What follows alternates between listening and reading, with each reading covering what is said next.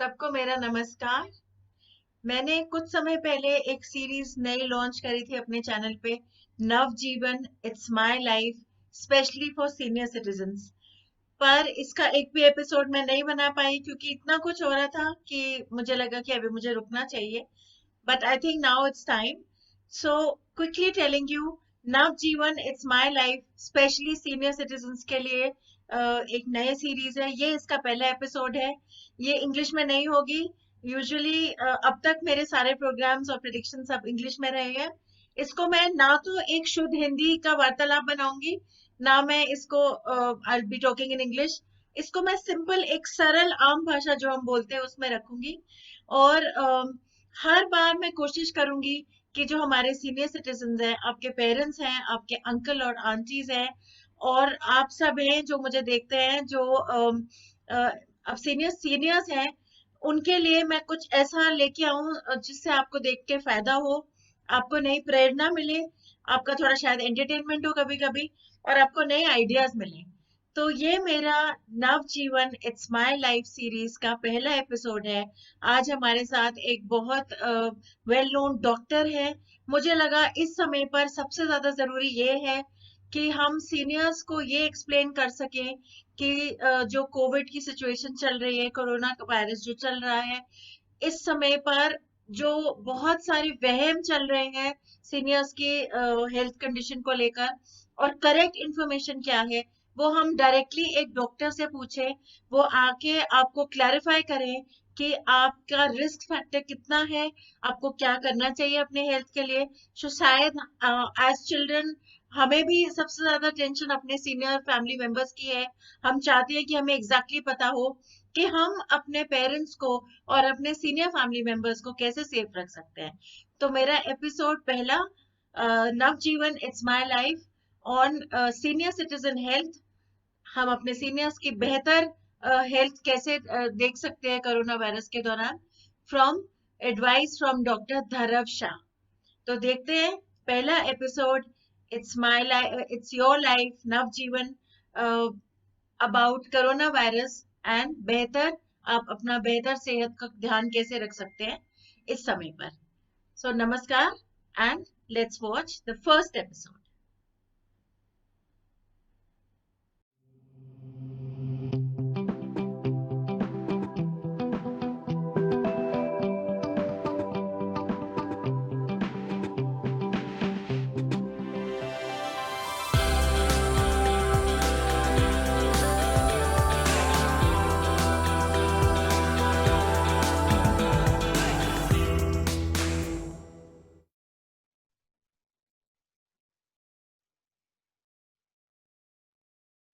Doctor Dharav Shah, very welcome to my show. आपका बहुत बहुत स्वागत मेरे शो पे। ये सीनियर सिटीजन्स के लिए स्पेशली मैंने शो शुरू करा और उसका पहला एपिसोड है, तो आप सबसे पहले आए हैं यहाँ पे। Doctor thank Dharav you Shah is qualified psychiatrist, और उन्होंने बहुत रिसर्च वर्क करा है, बहुत काम करा है इस फील्ड में। आप प्लीज अपने बारे में कुछ बताएं हमारे दर्शकों को। ओके। सो मैं एक मनसोपचार तज्ञ हूँ और कोरोना जब हुआ तो मुझे लग रहा था कि मैं क्या करूँ, मैं तो लोगों को कोरोना में ठीक नहीं कर सकता।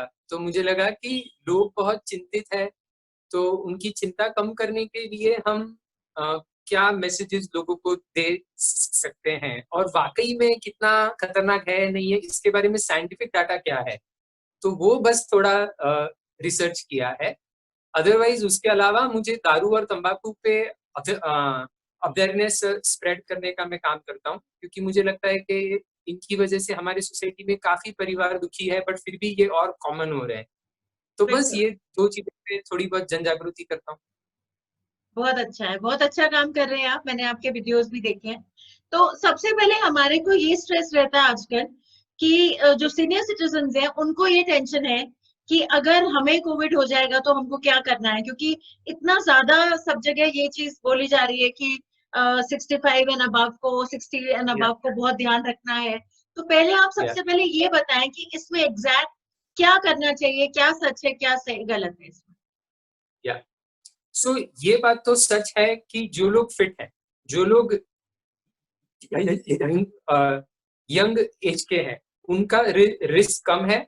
और जो लोग को डायबिटीज है, ब्लड प्रेशर है, या जिनकी उम्र 65 से ज्यादा है, उनका रिस्क ज्यादा है। बट इस बात को समझना जरूरी है कि रिस्क ज्यादा है मतलब 65 के ऊपर सभी लोग मर जाने वाले हैं, ऐसा नहीं है। ठीक है, जैसे कि अगर किसी का एज 50 से कम है तो उनकी डेथ का रिस्क 0.05% है। बट अगर आप 65 से ज्यादा हो तो आपकी डेथ का रिस्क 1.3% है। तो यंग लोगों से ज्यादा है बट फिर भी 1.3% ही है, ये ध्यान में रखना जरूरी है। हम लोग न्यूज में जो आंकड़ा सुनते हैं 3%, 5%, ओल्ड एज में 7%, दिस इज जो लोग सिम्टोमेटिक होते हैं उनमें से कितनों की मौत हुई। बट ये ध्यान में रखे कि 80 से 90% लोगों को तो कोई सिम्टम्स होते ही नहीं है। तो ये सारे हमारे डिनोमिनेटर में ही नहीं है, हमारे पूल में ही नहीं है, इसलिए हमें समझता नहीं है। अगर हम ये देखें कि 65 के ऊपर इन्फेक्शन कितने लोगों को हुआ और उसमें से कितने डेथ तक गए, तो द आंसर इज ओनली 1.3%। दूसरा, हमें ये जानना जरूरी है कि खतरा है बट हमारी तैयारी कितनी है ये भी देखना जरूरी है। तो अभी कोविड को आए 3 महीने हो चुके हैं, सारे डॉक्टर्स को पता चल गया है कि इसका योग्य ट्रीटमेंट क्या है। तो ऑक्सीजन थेरेपी के साथ और डेक्सामेथासोन नाम का जो स्टेरॉइड है उसके साथ अगर आपको सिम्टम्स ज्यादा होते हैं तो भी वो मैनेजेबल है। मोस्ट पीपल, जो लोग अगर समय पे ब्रेथलेस होते ही वहां चले जाए तो दे आर सेव। तो इसीलिए मैं कहूंगा कि उतना ज्यादा चिंता करने की जरूरत नहीं है। और लास्टली और एक चीज हम बोलते हैं कि एंजाइटी कम करने के लिए सबसे बड़ा टेक्निक होता है एक्सेप्टेंस। कि जो खतरा, हमें खतरा कम से कम करने के लिए हमारे हाथ में जो भी है हमें करना चाहिए। बट एक बार वो करने के बाद हमने जो फैक्ट्स है, जो ट्रुथ है, उसको हम एक्सेप्ट करें। इन दिस कॉन्टेक्स्ट, डेथ का जो फैक्ट है कि हम जिस दिन जन्मे थे उस दिन ये तय हो गया था कि हम सब मरने वाले, सिर्फ कब मरेंगे ये तय नहीं था। बिल्कुल। तो ये जो ऐसा बोलते हैं कि डेथ से ज्यादा नेचुरल चीज और कोई भी नहीं है, तो इससे झगड़ के फायदा नहीं है। Let's do all that is in our hand to decrease the risk and finally let's accept, ठीक है। और जहां ऐसा तक मुझे एक फैक्ट ये भी है कि मौत का या डेथ का एज से कोई लेना देना नहीं है। किसी भी समय किसी को भी हो सकती है और जरूरी नहीं है कि वो सिर्फ कोविड से ही आएगी। तो वो डर तो हमें अंदर से एब्सोल्युटली, सबसे पहले निकालना है। एब्सोल्युटली। और एक चीज सेकंड। कहना चाहूंगा कि जी।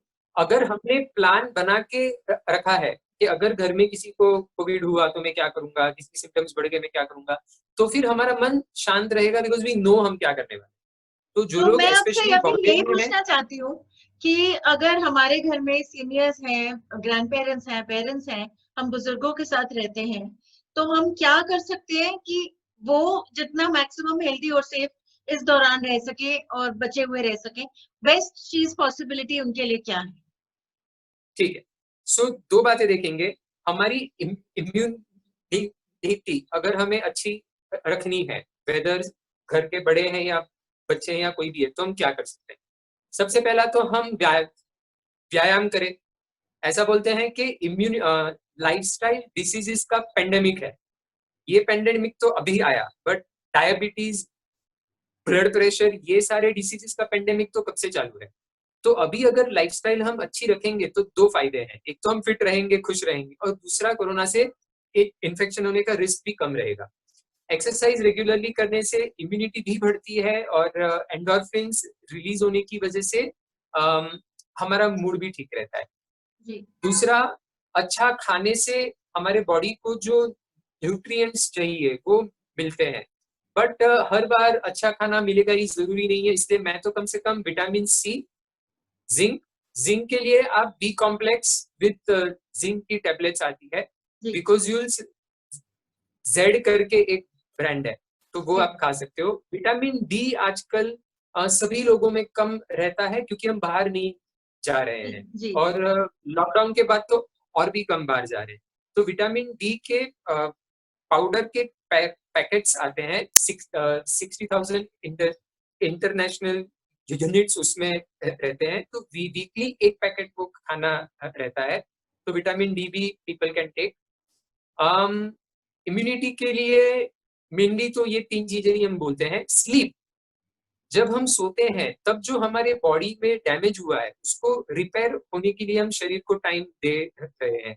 तो इनफ 8 घंटे की नींद होना बहुत जरूरी है। जब हम उसी तरह मेडिटेट करना, कोई भी तरह का रिलैक्सेशन करना, क्योंकि जब हम आराम करते हैं, मेडिटेट करते हैं, तो हमारी बॉडी का पैरासिम्पैथेटिक सिस्टम एक्टिवेट होता है। तो जब पैरासिम्पैथेटिक सिस्टम एक्टिवेट होता है तो बॉडी का डाइजेस्टिव प्रोसेस, इम्यूनिटी, ये सारे एक्टिवेट होते हैं। जब सिंपैथेटिक सिस्टम एक्टिव है तो बॉडी को फील करता है खतरा है, तो फिलहाल मौत से बचने के लिए ट्राई करेंगे, बाकी के बॉडी के जो सिस्टम्स है वो सारे बंद कर देता है। जब हम शांत होते हैं तो बाकी सिस्टम्स एक्टिवेट होते हैं। तो इन शॉर्ट, सोना बहुत जरूरी है, और कोई भी तरह का मेडिटेशन करने से भी इम्यूनिटी बढ़ने में काफी फायदा होता आपने मेंशन करा विटामिन सी, विटामिन डी और B complex D. Vitamin C है। किस स्ट्रेंथ में लेना चाहिए, और डी आपने बोला वीकली लेना चाहिए, और ये सब एजेस के लोग ले सकते हैं? हाँ हाँ हाँ। सो विटामिन सी, सेलिन नाम का एक ब्रांड है, तो आप विटामिन सेलिन टैबलेट खा सकते हो, दिन में एक बार खाया काफी है। बी कॉम्प्लेक्स दिन में 1 से 2 बार खा सकते हैं। विटामिन डी वीक में एक बार करना है पैकेट। विटामिन बी और सी में एक्सेस की चिंता नहीं करनी है। विटामिन डी में बॉडी में एक्सेस हो सकता है, बट अगर आप आने वाले 2 महीने वीकली खाते हो तो आपको ओवरडोज नहीं होने वाला। फिलहाल हम लैब टेस्ट करने के चक्कर में, जब कोविड बाहर है तो फालतू में चेक करने की जरूरत नहीं है, क्योंकि भारत में मोर देन 85% का विटामिन डी कम है। So there is no need to test. You can just take it. बाद में you can go and test something. दूसरा सवाल मैं आपसे, ये भी एक बहुत इंपॉर्टेंट कंफ्यूजन रहता है सबके दिमाग में। अब जैसे सपोज करें हम फैमिली में रह रहे हैं, सब एजेस के लोग भी हैं, हमारे पास सीनियर्स भी हैं। अब ऐसे में किसी सीनियर को बुखार आ जाता है तो क्या करें? क्योंकि अभी हमें नहीं पता है कि Right. उनको हम टेस्ट के लिए ले जाएं, वो हॉस्पिटल में ज्यादा Right. सेफ है या वेल लुक्ड आफ्टर है, या घर में ज्यादा वेल लुक्ड आफ्टर है। तो किसी को भी बुखार Right. आने पर, स्पेशली सीनियर्स को बुखार आने पर क्या करना चाहिए? Right. So अगर आजकल घर पे भी टेस्ट करने की सुविधा है, तो अगर आप चाहो तो आप लैब वाले को कॉल करके वो घर पे आके सैंपल लेके जाएगा और वो टेस्ट करेगा। बट आई थिंक टेस्टिंग के लिए डॉक्टर को एक बार दिखाना जरूरी है, क्योंकि डॉक्टर जब लिख के देंगे टेस्ट तभी वो करेंगे। एक तो हमें किस समय पे डिसाइड करना चाहिए कि ये टेस्ट अब हमें कराना है? क्योंकि फीवर एक आमतौर वो पे भी आपको, आ सकता है। यस यस, सो 2 तरीके से हैं। द बेस्ट थिंग इज, अगर आपको ये जानना है कि मैं टेस्ट कराऊं कि नहीं, तो फिर डॉक्टर को मिलना चाहिए। आपके जो भी जनरल प्रैक्टिशनर है जहाँ पे आप रेगुलरली दिखाने जाते हो, तो आप उन्हें कांटेक्ट कर सकते हो। बट मुद्दा ये है कि सपोज करो टेस्ट पॉजिटिव है, तो भी आज का रिकमेंडेशन इज हॉस्पिटल में मत जाइए, ठीक? क्योंकि वहां पर जो कमोशन है, एक तो बेड्स कम है, तो आपको भले प्रिकॉशन के लिए जाना है, बट अगर हम लोग, जो लोग ज्यादा सीरियस है, हम चाहे कि अगर हम ज्यादा सीरियस हो जाए और हमें बेड मिले, तो फिर उसी तरह से हम भी अगर सीरियस ना हो तो हमें जाके बेड ब्लॉक नहीं करना चाहिए। बिल्कुल बराबर है? बिल्कुल। सो ऐसा बोलते हैं कि जब तक 2-3 सिम्टम नहीं है तब तक आपको हॉस्पिटल जाने की जरूरत नहीं है, क्योंकि 80 से 90% लोगों को सिम्टम्स बढ़ते ही नहीं है। जी और अगर आप हॉस्पिटल में जाते हो तो आपका लाखों में बिल आना ही है। इसलिए नहीं कि डॉक्टरों को पैसा चाहिए, इसलिए कि कोविड के सारे प्रिकॉशंस मेंटेन करते करते ये सारा ड्रामा चलाना बहुत ही मुश्किल है। जी। तो उस वजह से वो मैं नहीं, तो आप भी बोलोगे साला कुछ नहीं था, सिम्टम नहीं थे और खर्चा हो गया। तो द 2 सिम्टम्स आर ब्रेथलेसनेस। अगर आपको सांस लेने में दिक्कत हो रही है तो फिर आपको तुरंत जाना है। अभी आप आइडेंटिफाई कैसे करोगे कि मेरा ये जो ब्रेथलेसनेस है वो सिग्निफिकेंट है कि नहीं? तो एक सिंपल तरीका है कि अगर बात करते समय भी आप सेंटेंसेस कंप्लीट नहीं कर पा रहे हो, या फिर आप 6 मिनट वॉक करने के बाद भी आप थक रहे हो, हाफ रहे हैं, मतलब हाफने की।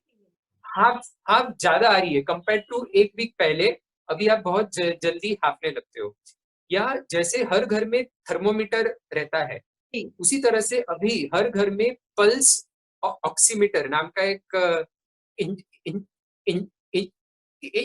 इंस्ट्रूमेंट है, वो अगर हम रखें तो इट्स गुड। पल्स ऑक्सीमीटर हमें सिर्फ फिंगर टिप को ज्वाइन करना है, एंड वो बताता है कि हमारे बॉडी में ऑक्सीजन कितना है। अच्छा, ये हम जब तक हमारे केमिस्ट्री शॉप बॉडी पे में, खरीद सकते हैं? कहाँ से ले सकते हैं? ऑक्सीमीटर। अमेजोन पे ऑनलाइन खरीद सकते हो, आपका केमिस्ट अगर रखता है तो ठीक है, अदरवाइज ऑनलाइन आपको मिलेगा। Pulse oximeter. ऑक्सीमीटर, बहुत सारे ब्रांड्स है, मैं किसी एक ब्रांड का नहीं बोलूंगा, कोई भी ब्रांड आप बिल्कुल खरीद बिल्कुल। सकते हो। जी। तो उसमें अगर आपका ऑक्सीजन सैचुरेशन 94 से कम है तो फिर आपको तुरंत डॉक्टर के पास जाना है। 94 के नीचे सीरियस नहीं है, 90 के नीचे सीरियस है, बट 94 के एक बार सीरियस होने के बाद नहीं जाना, पहले ही चले जाना है। इसीलिए 94 से अगर ऊपर है तो आप निश्चिंत होकर घर पे रह सकते हो, 94 से कम हुआ तो आप जा सकते हो। First breathlessness, second chest discomfort या चेस्ट पेन हो तो फिर आप जा जा सकते हो। और थर्ड, अगर आपके घर में जो व्यक्ति है जो बीमार है, बुखार है, कफ है, जो भी है, उसका उनकी उम्र अगर 60 से ज्यादा है और उन्हें डायबिटीज वगैरह भी है तो फिर आप पहले से भी चले गए तो भी इट्स गुड, क्योंकि उनमें रिस्क ज्यादा है।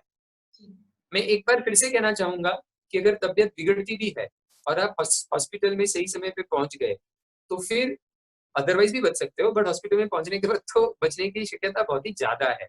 तो अगर सिम्टम्स वर्सन हो रहे हैं तो फिर घर पे बैठ के सहन नहीं करना है, जरूर हॉस्पिटल में जाना है। अगर आपका घर बॉम्बे में है तो 1916 हेल्पलाइन नंबर पे फोन करना है, तो वो लोग फिलहाल बॉम्बे में कौन सी जगह पे बेड्स खाली है वो देखकर आपको बोलेंगे, चाहिए तो एम्बुलेंस भी वो लोग अरेंज करके घर पे सेंड करेंगे। तो ये हेल्पलाइन पे आप कॉल कर सकते हो। ठीक है। और एक और चीज है कि हम न्यूज देखते हैं तो रोज इतनी ज्यादा घबराहट है उसमें, और स्पेशली सीनियर्स को न्यूज देखने का बहुत शौक है। मैं अपने घर में सबको बोलती हूँ न्यूज मत देखो, न्यूज मत देखो। राइट, बट वो कहते राइट, हैं अरे न्यूज तो हमारे यहाँ सारे दिन चलती है, वो तो चलती ही रहती राइट, है। तो राइट, उस चीज को मैनेज किस तरह करा जाए कि आप न्यूज देख रहे हो बट आपकी अंडरस्टैंडिंग क्लियर है कि हमें अपने फैक्ट्स पता है, और आपने जो इन्फॉर्मेशन शेयर करी है बहुत यूजफुल होगी। आई एम श्योर इसको समझने के बाद आधा पैनिक खत्म हो जाएगा। पर एक डेली ये जो मैनेज करना है अपने आप को, राइट। उसके लिए। सो मैं कहूंगा कि एक तो न्यूज में जो आंकड़े दिखाते हैं या हम खुद भी जब गूगल करते हैं कि भारत में कितनी मौतें हुई, दुनिया में कितनी मौतें हुई, और हम सुनते हैं कि आज तक 3,000 लोग मर गए, 5,000 मर गए, 10,000 मर गए, जो भी नंबर हम सुनते हैं अलग अलग जगह। तो ये जानना जरूरी है कि कोरोना के आने के पहले भी बहुत सारे लोग मर रहे थे और बाद में भी लोग मरते रहेंगे, जी। है ना। ये बेसिकली इंडिया की लोक संख्या है 130 करोड़। जी। तो जब कोरोना नहीं भी था तो पिछले साल 95 लाख से ज्यादा लोग मरे थे जी। अलग अलग चीजों के कारण। जी। तो जी। ये समझना होगा कि हम टोटल आंकड़ा देखेंगे तो वो तो बहुत बड़ा लगेगा क्योंकि जी। रोगी इतने सारे ज्यादा है। तो परसेंटेजेस में सोचना जरूरी है। और उसी कॉन्टेक्स्ट में मैं कहना चाहूंगा कि जैसे कि एक दो और आंकड़े कहना चाहता हूँ कि टीबी की वजह से हर साल भारत में 5 लाख लोग मरते हैं, दारू की वजह से 2.5 लाख लोग मरते हैं, तंबाकू की वजह से 10 लाख लोग मरते हैं। तो तुलनात्मक रूप से देखना पड़ेगा कि अगर कोरोना से 4 लाख मरे सपोज करो टोटल 2 साल में, तो आंकड़ा तो बहुत बड़ा दिखेगा। बट ये ध्यान में रखना है कि भाई उतनी भी बड़ी बात नहीं है कि बाकी सब भूल के हम सिर्फ कोरोना कोरोना करें, एक। हम्म। दूसरा, जो चीज पे न्यूज हम बार बार सुनते हैं वो चीज बहुत ही ज्यादा प्रचलित है, ऐसा हमें भास होता है, बट ऐसा होता नहीं है। हम्म। हम अगर दिन भर कोरोना कोरोना देखते रहे तो हमें लगेगा चारों ओर मौत ही मौत हो रही है, जी। बट जी। ऐसा कुछ नहीं है। जी। ऐसा बोलते हैं कि एरोप्लेन के एक्सीडेंट में एयर क्रैश होने की मरने की शक्यता एक रोड पे गाड़ी में जाते समय एक्सीडेंट होने की शक्यता से कम है, बट क्योंकि एक एरोप्लेन क्रैश को न्यूज में दिखाया जाता है जी। इसीलिए हमें लगता है कि एरोप्लेन क्रैश में मरने की शक्यता ज्यादा है। जी। तो ये हम याद रखें कि न्यूज चैनल हर खबर को सनसनीखेज करके दिखाते हैं, जी। ये जानलेवा वायरस सब जगह फैल गया, इस तरह बोलते हैं ना। तो ये बहुत जरूरी है कि एक तो अगर हम garbage in garbage out out, ये बिल्कुल। प्रिंसिपल तो है। अगर आप दिन भर ये सुनोगे तो मन में एंजाइटी होनी ही है। हम्म। तो सबसे पहले तो ये है कि हम ये समझे कि वो लोग एक्यूरेट पिक्चर नहीं दे रहे हैं, वो लोग हमको स्टक करने के लिए एक एग्जेजरेटेड पिक्चर दिखा रहे हैं। इसीलिए दिन भर में आधा घंटा तो बहुत हुआ। आप सिलेक्टिवली आपको चाहिए तो गूगल करके देख लो जो देखना है, किसी से बात कर लो, बट रैंडम न्यूज आधा घंटा से ज्यादा नहीं देखना चाहिए ऐसा मुझे लगता है। और जी। वो आधे घंटे में भी जैसे बोला एक तुलनात्मक पर्सपेक्टिव रखना है।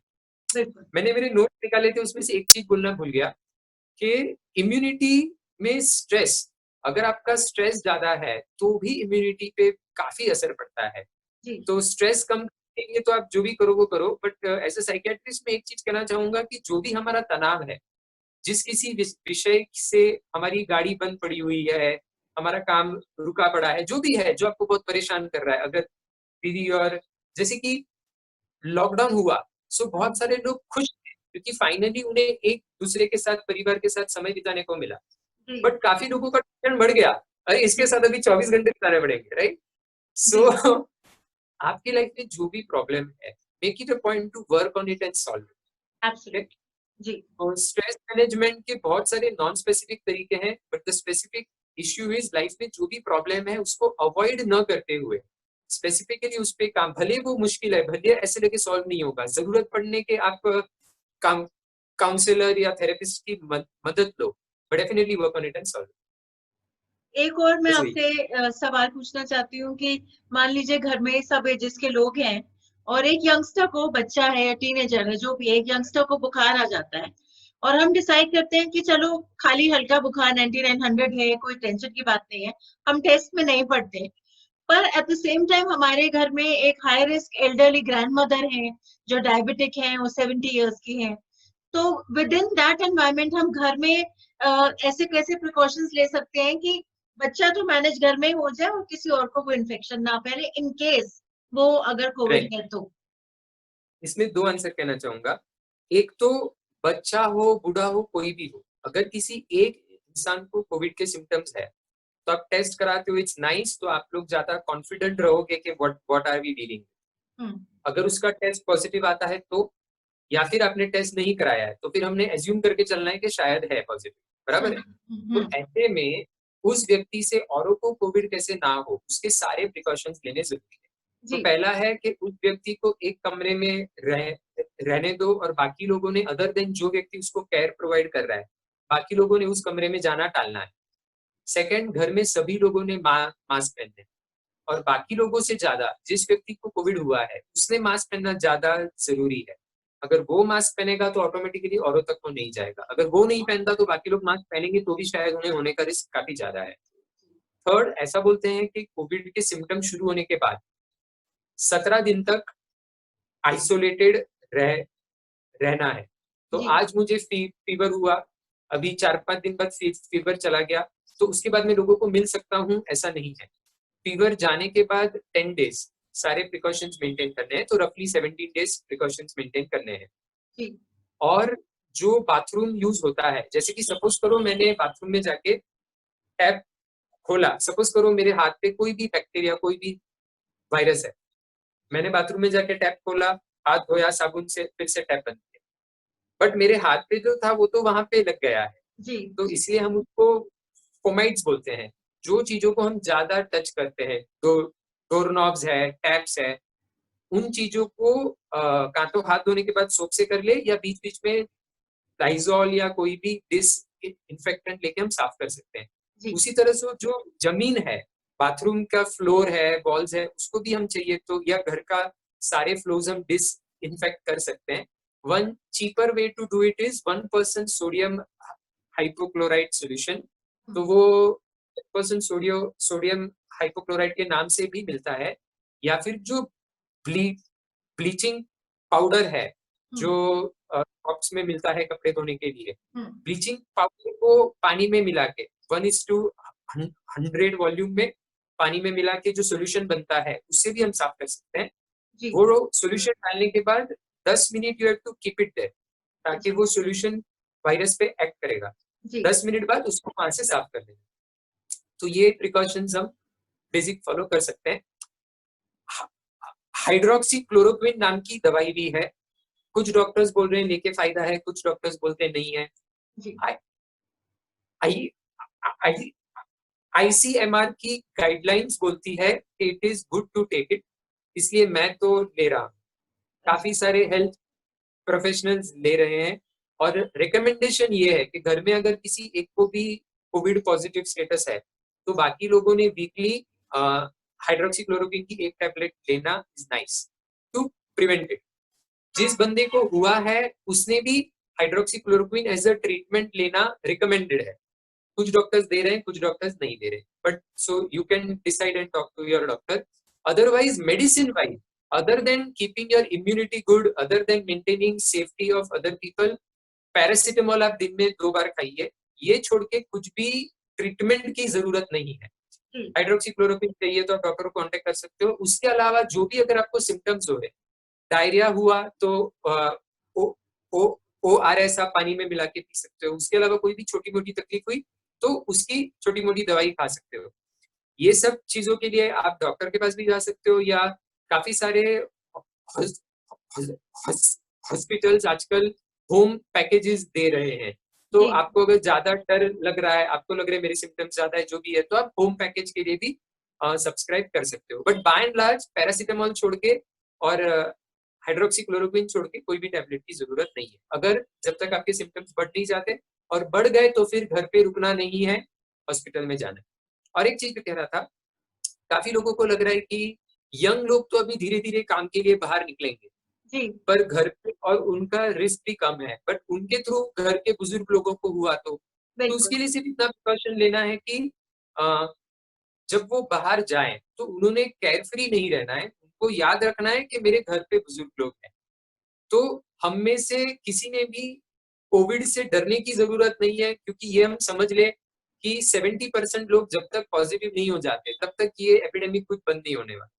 तो आज नहीं तो कल हम में से काफी सारे लोग कां तो पॉजिटिव होंगे, कां तो वैक्सीन जब कभी आता है तब। सो हमें होने वाला है, इसलिए कोविड हो गया इस चीज से बहुत डरने की जरूरत नहीं है। But at the same time सामने से करके लेने की भी जरूरत नहीं है। जी तो इसीलिए जब हम लोग बाहर जाते हैं, जो भी अपने हाथ में है वो सब कुछ करना है। सबसे 2-3 इंपॉर्टेंट चीजें हैं, मास्क पहनना है। ऑफिस में भी आपको इंसिस्ट करना है कि बाकी लोगों ने भी मास्क पहनना है, भले उन्हें सिम्टम्स ना हो, क्योंकि एसिम्टोमेटिक कैरियर सबसे ज्यादा इंपॉर्टेंट सोर्स ऑफ स्प्रेड है। और जैसे मैंने कहा, जिस बंदे को कोरोना है उसने मास्क पहनना नहीं पहनने वालों से ज्यादा जरूरी है। इसलिए एसिम्टोमेटिक लोगों ने भी अगर ऑफिस में सबने मास्क पहना होगा तो आपको होने की शक्ति कम है। 2 मीटर की दूरी बनाए रखनी है, 2। और घर आने के बाद इमीडिएटली हाथ को बराबर से वॉश करना है, हो सके तो इमीडिएटली स्नान कर देना है, कपड़े को वॉश करने रखना है। और जो सामान आप बाहर से लाए हो, कां तो आप उसको सैनिटाइजर से साफ कर दो, कां तो फिर रूम में एक कोने में रखो जहाँ पे घर के बाकी लोग नहीं जाएंगे। जी तो कोरोना वायरस शायद जिस पे हो, ऐसी चीजें अगर आप एक कोने में रखते हो और नेक्स्ट दिन ऑफिस में जाते हो तो मैं फिर से वहां से लेके जाते हो, तो घर का और भी कोई भी उसके कांटेक्ट में नहीं आए। और अगर आपको बहुत ही ज्यादा चिंता है, घर में कोई बुजुर्ग है, डायबिटीज है, बहुत ही बीमार है, तो घर पे भी जो लोग बाहर जाके आए हैं, एटलीस्ट बुजुर्ग के सामने अगर वो मास्क पहने रखे, तो अगर उन्हें वो डर है कि शायद मैं एसिम्प्टोमेटिक कैरियर हूँ, तो फिर आप घर पे भी बुजुर्ग के सामने मास्क पहन सकते हो। तो ये कुछ प्रिकॉशंस हम कर सकते हैं। बॉटम एक लाइन है, बॉटम लाइन ये है कि अ, हमने कोविड से डरना भी नहीं है, क्योंकि हम कितने साल घर पे बैठे रहे। बिल्कुल। और एट द सेम ऐसी शक्यता है कि 6 महीने में, 8 महीने में, 1 साल में वैक्सीन आ सकता है। तो जी जो लोग बुजुर्ग हैं, जो लोग को डायबिटीज है, वो लोग जितना कम से कम टाले बाहर जाना तो अच्छा ही है। और एक आखिरी सवाल मैं ये पूछना चाहती हूँ कि कोरोना का अभी तक सबसे डिस्टर्बिंग सिम्टम ये रहा है कि सांस की कमी होना, ऑक्सीजन की कमी होना। जिन लोगों को अस्थमा है, क्योंकि उनको एज इट इज ये प्रॉब्लम सांस की रहती है या बीमार होने पे हो जाती है, कोई खास चीज हम्म। उनके लिए? अस्थमा के लिए मैं ऐसा कहूंगा कि सबसे पहले तो ये कहूंगा, फिर से ये कहूंगा कि मेरे एक फ्रेंड को भी अस्थमा है, तो उसको ये लगने लगा था अरे अस्थमा है मुझे, तो ये भी फिर से जानना जरूरी है कि अस्थमा है मतलब कोरोना सीवियर होगा ही, ऐसा नहीं है, पहली बात। ऐसा नहीं है जी। और दूसरा मैं कहूंगा, मैं उसमें एक्सपर्ट नहीं हूं तो मैं कोई ब्लैंकेट वो नहीं कहूंगा, मैं सिर्फ ये कहूंगा कि आपके अस्थमा के डॉक्टर को मिल लो।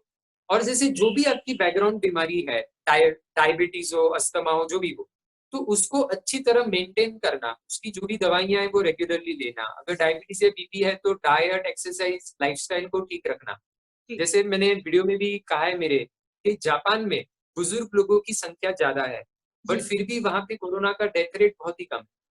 इसका एक कारण है कि जापान में लोगों की लाइफस्टाइल बहुत अच्छी है, वो लोग में जी मोटापा नहीं, वहां के लोग मास्क पहन के रखते थे कोरोना के पहले भी। जी तो वहाँ क्योंकि वहाँ के लोगों ने प्रिकॉशंस फॉलो किए और वहाँ की लाइफस्टाइल अच्छी है, तो क्योंकि उनके बाकी सारे लाइफस्टाइल भी हुआ, तो मैं सिर्फ ये कहूंगा आपके अस्थमा के डॉक्टर को कांटेक्ट कर लो, जो भी बोले वो रेगुलरली करो। ब्रीदिंग एक्सरसाइजेस है, प्रा, प्र, प्राणायाम जो है, योगा है, वो रेगुलरली करो ताकि आपके लंग्स थोड़े फिट रहेंगे। This is all I can say. And the thank you good so news for much. Asthma people is कि अस्थमा का एक प्रेसिपिटेटिंग फैक्टर पोल्यूशन है। तो अगर कोरोना से खतरा बढ़ा है तो ये भी ध्यान में रखिए कि क्योंकि लॉकडाउन है और अभी भी लोग रिलेटिवली कम ट्रैवल कर रहे हैं, तो पोल्यूशन लेवल्स काफी ड्रॉप हो गए हैं। जी तो ये मत सोचिए कि अरे अस्तम अस्तम है, आपके फेवर में भी काफी चीजें हैं। जी so just take the precautions. और बिल्कुल। स्ट्रेस मैनेजमेंट पे, तो मैं अस्थमा स्पेशलिस्ट तो नहीं हूँ, साइकियाट्रिस्ट हूँ, तो मैं जी कहूंगा कि कोरोना के टाइम पे स्ट्रेस मैनेज करने को बाकी आप जो भी करते हो उसी तरह से। अगर मैं ये कहूँ कि मुझे बहुत लंबा जाना है इसीलिए गाड़ी में पेट्रोल भराने को समय नहीं है, जी तो फिर मेरी गाड़ी कभी जा नहीं पाएगी। बिल्कुल उसी बिल्कुल। तरह से अगर हमें लंबे समय तक अच्छा काम करना है, खुश रहना है, तो फिर हमारे शरीर को भी खाने और नींद के अलावा और एक पेट्रोल की जरूरत है, और वो पेट्रोल है मजा करना। दिन में कुछ समय तो ऐसा होना चाहिए कि मैं चिंता नहीं कर रहा हूँ, सोच नहीं रहा हूँ, सीरियस नहीं हूँ, जस्ट चिल आउट कर रहा हूँ। तो जी आपको जो भी करना पसंद हो, गाना गाना पसंद हो, म्यूजिक डांस पसंद हो, कुछ खेलना पसंद हो, गार्डनिंग पसंद हो, किचन में जो भी पसंद हो, कम से कम 1 घंटा जरूर करना है। एक दूसरा, अकेले नहीं रहना है। भले लॉकडाउन है, फोन पे, वीडियो कॉल्स पे, या अभी तो थोड़ा तो खुल ही गया है, तो थोड़ा एक आजू बाजू के घर तो जा ही सकते हैं। रिलेटिव्स और फ्रेंड्स के कांटेक्ट में रहना जरूरी है, क्योंकि जी जब हम सोशली कनेक्टेड रहते हैं तो हमारा confidence of being able to deal with the situation अच्छा रहता है। हमारे मन की चिंताएं हम मन में रखे रखे बढ़ाते नहीं, हम बोल डालते हैं, उस पर एक सही पर्सपेक्टिव आता है। तो जी वो जरूरी है। मैं ये जरूर कहना चाहूंगा, स्पेशली ओल्ड एज में भी, कि मैंने देखा है कि जब एक कपल यंग होता है तो पहले के जमाने में male would work and the female घर संभालेगी। रिटायर होने के बाद का सीन मैंने काफी घरों में देखा है कि अभी पुरुष दिन भर टीवी के सामने बैठेगा और महिला अभी भी पहले की तरह पूरा दिन काम करेगी। तो मैं ये कहना चाहूंगा ओल्ड कपल्स को, अगर ऐसा सीन आपके घर में भी है तो देखो, आपने the male also has to help, क्योंकि आपकी वाइफ भी अभी ओल्ड हो गई है, वो भी रिटायर हुई है और उसे भी अभी कम काम की वो है। और लास्टली, आप अकेले प्रॉब्लम में नहीं हो, हम सभी प्रॉब्लम में हैं। और हम जितना एक साथ प्रॉब्लम हम जितना ये प्रॉब्लम सॉल्व करने के लिए ट्राई करेंगे, लोगों के लिए और हमारे लिए भी, इम्यूनिटी बढ़ाने पे जितना काम करेंगे, लोगों की जितनी मदद करेंगे, उतना हमारी चिंता कम रहती है समहाउ। क्विकली एक एग्जांपल देके आई विल एंड। मैं जब कॉलेज में था तो एक दिन बहुत बारिश हो रही थी, तो मैंने बोला मजे करेंगे, तो मैं बारिश में भीगने के लिए बाहर निकला। तो मैंने देखा कि हमारे कैंपस में एक अनाथ आश्रम था, तो वहां पे पानी बहुत जम गया था। तो वहां का स्टाफ चिंतित था कि अभी हम क्या करेंगे, पानी कैसे निकालेंगे, लेवल बढ़ रहा है, बच्चे तो छोटे हैं। तो फिर मैंने भी सोचा अच्छा क्या करे ये वो, और फिर हम सब ने मिलकर आधे घंटे में पानी को निकाल दिया। फिर मैं मेरे रूम पे गया, और मेरा रूम टॉप फ्लोर पे था, तो सीलिंग लीक कर रहा था, और वो बहुत ही हैवी बारिश में सीलिंग लीक करने लगा और काफी पानी पानी हो गया था। तो मैं जब रूम में गया तो मेरी वाइफ घर पे थी, रूम में थी, अरे तोरो क्या करेंगे, इतना सारा पानी है वो। बट मैं इतने सारे पानी के साथ खेल के आया था कि अदरवाइज मैं बहुत चिंतित हो जाता, बट उस दिन जी मुझे लगा क्या है, मैं सो गया शांति से। मैं सिर्फ ये कहना चाह रहा हूँ, हम जितना ये प्रॉब्लम खुद के लिए और समाज के लिए सॉल्व करने में अपना योगदान जिस किसी तरह हो सके करेंगे, उतना we will be at peace, उतना हमारे लाइफ में मीनिंग होगा। And I think collectively we can tide over the crisis quite easily. Thank you so much doctor Dharaf. Also doctor Dharaf का चैनल है यूट्यूब पे, उनके वीडियोस बहुत इंफॉर्मेटिव हैं। उन्होंने बहुत रिसर्च वर्क करा है वेरियस टॉपिक्स पे, तो आप जरूर वो चेक करें। आप प्लीज बताएं अपना चैनल का नाम। मेरे चैनल का नाम धरव शाह है, DHARAVSHAH। तो आप यूट्यूब पे डालेंगे तो मिल जाना चाहिए। और अगर कोई आपको कांटेक्ट करना चाहे टू कंसल्ट यू, तो कैसे कांटेक्ट कर सकते हैं? मेरा ईमेल है dharavshah@gmail.com, और मेरा फोन नंबर है 8097716061। सो प्लीज फील फ्री, अगर आप सर से कुछ भी बात करना चाहते हैं तो आप उन्हें ईमेल या मैसेज कर सकते हैं।